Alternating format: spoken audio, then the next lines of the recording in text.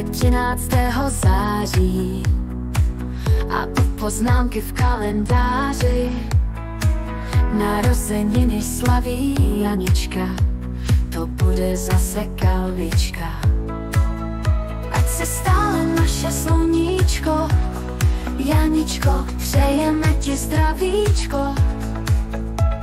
I penízků víc než málo a lásky, aby to za to stálo. Je jedno, kolik svíček se na dort dává, hlavní je být sama sebou, šťastná a zdravá, s rodinou, láskou a mezi přáteli. Krásný je každý den, pátek i pondělí. Umíš vařit a život si užívat. Možná, že ale už chtěla bys kolíbat.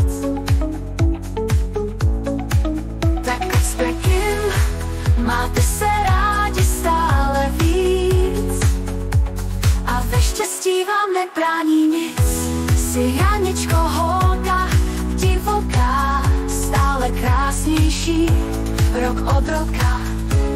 Ať štěstí tě dál životem provází a nikdy láska a peníze neschází. Je jedno, kolik svíček se na dort dává, hlavní je být sama sebou, šťastná a zdravá, s rodinou, láskou a mezi přáteli. Krásný je každý den, pátek i pondělí. K narozeninám ti hvězdy z nebe snášíme a na párty v autě s tebou se těšíme. Kouzelnou truhličku dřevěnou od nás máš, štěstí ti přinese vše, co v ní uschováš.